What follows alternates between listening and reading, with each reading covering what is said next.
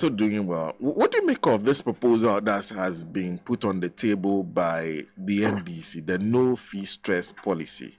The former president has subsequently been saying, one, it will not affect subventions. In fact, they intend to increase the subventions and as much as possible pay it on time. What do you think? Well, for us, I think that, first of all, Utag as a body, we have extended invitations to the flag bearers to engage them and to understand their policy propositions, especially for the tertiary education space, and see how best we could together work to resolve the problems that we face as a country in that sector. Having said that, I want to believe that we don't have a full picture of what the NDC is offering for the tertiary education space. And so the issue of no fees, they are coming back to give further explanations. You are telling, I'm just hearing from you that the former president is now saying the subventions will be sustained and all that, and be increased and all that. So we would want to see the full package that is being offered to the tertiary education space so that we can do a more informed analysis of the issues. But having said that, we are of the opinion that some of the interventions require more detailed analysis of the issues and more targeted applications or implementation. Otherwise, we will end up creating more and widening the inequality gaps. And so for us, we believe that in other jurisdictions, the standard is to allow the universities to run some of these interventions as bursaries and scholarships. And if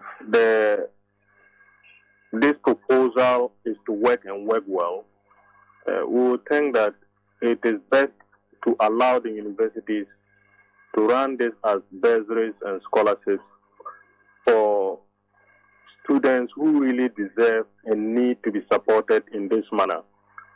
For example, if you were to give, 2,000 Ghana cedis across board that you are paying for tuition or academic fees, some students simply can still not meet the rest of the other items. There is a question of getting the student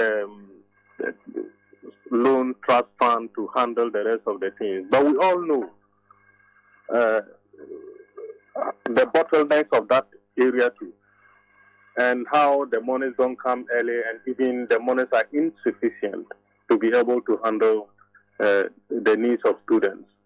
So if you were targeting 100,000 students to give 2,000 Ghana cedis across board, it will make much more impact to target, say, 20,000 students and make sure that their needs are fully met so that they can go through the system to the end. So we think that we need to have more critical conversations and analysis on these matters so that at the end of the day, whatever investments that are made, the desired impacts are achieved. Very interesting. But can the argument also be made that even saying I'm doing level 100 alone to reduce that stress is targeting enough? When you finish level 100, what happens? The university doesn't end at level 100. And again, that doesn't solve the problems with the student loan trust, for example. That doesn't solve the problem. We understand that they are also proposing to do enhanced student loan system. But again, let's understand, for example, that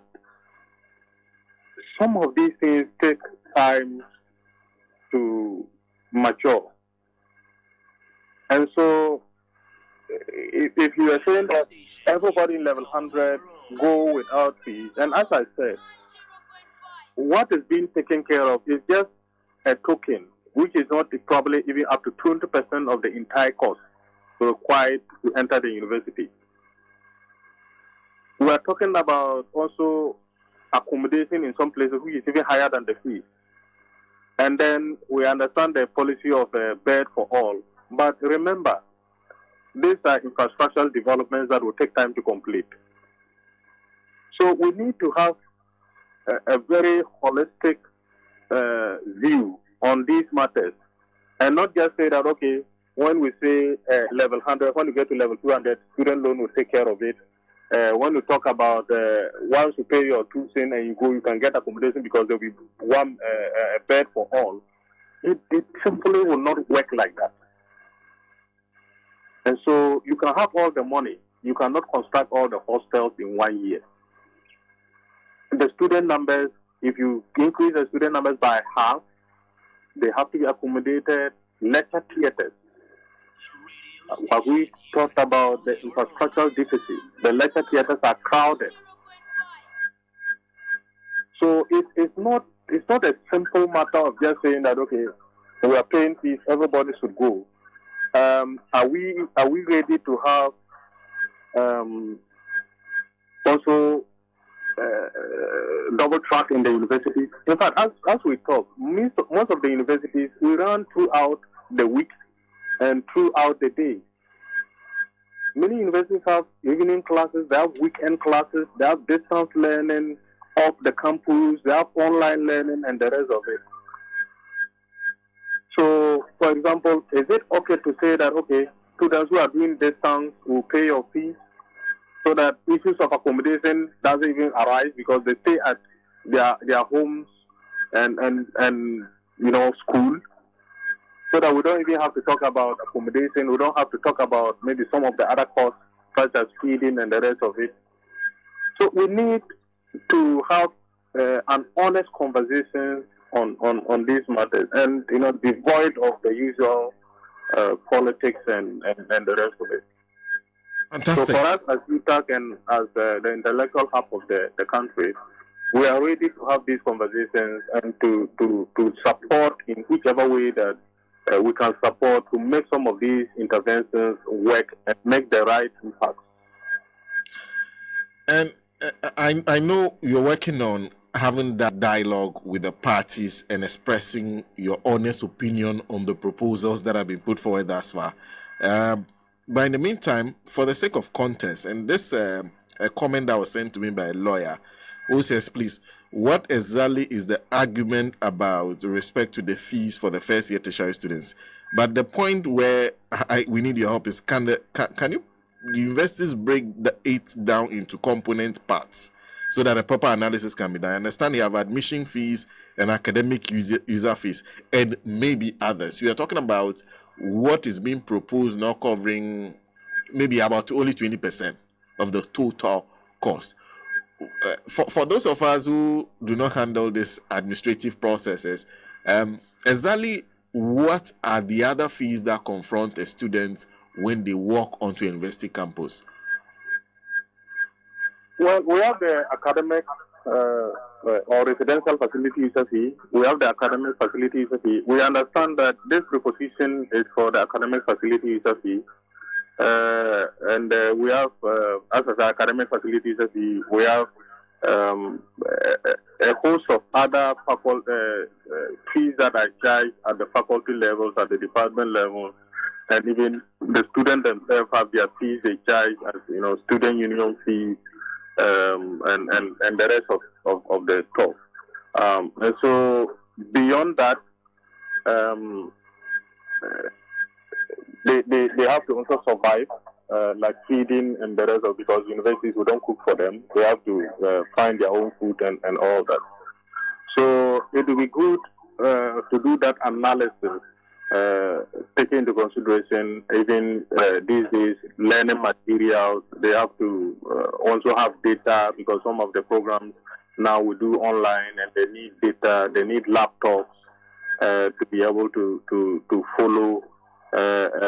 We provide PowerPoints. They have to sometimes print or photocopy and all the rest of it. So it would be good that, as I said, we're able to give a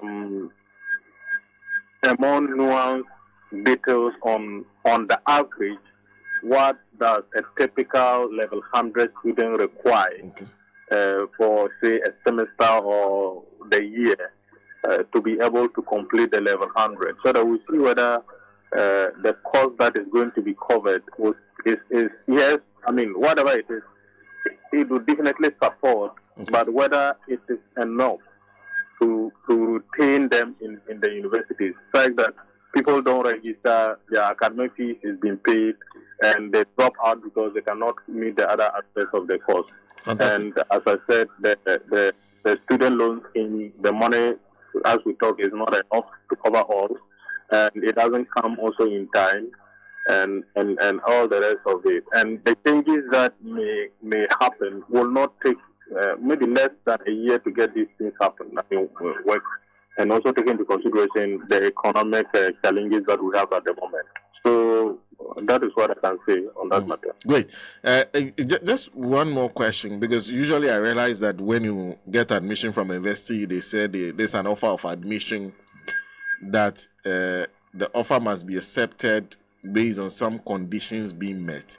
Usually the fees that you demanded are paid to show a student's commitment or the acceptance of the offer. Are those the academic user fees? It's a combination of a number of things. The academic facility fee is part of that fee that you have to pay for the commitment. But there are other aspects that also have to be paid. For example, you need student ID is paid, your matriculation, or I mean, a number of things. But that excludes residential, because it's when you come in that you now look for your accommodation. If the university has accommodation, you pay for that separately and all. Prof, we'll be looking forward to that. I'm sure you're also looking forward to that engagement as to hear more from the political parties as to their plans for the various universities moving forward. And of course, we would also be giving it active coverage. But thank you very much for speaking to us this morning. Thank you so much, and we look forward to more engagement as we go along and as the political parties bring out their policies. Prof, I wish you all the best. Prof Mamudu Akudugu is in fact, he's a professor. But first, one of the things you should also know is that Prof holds a PhD in livelihoods, international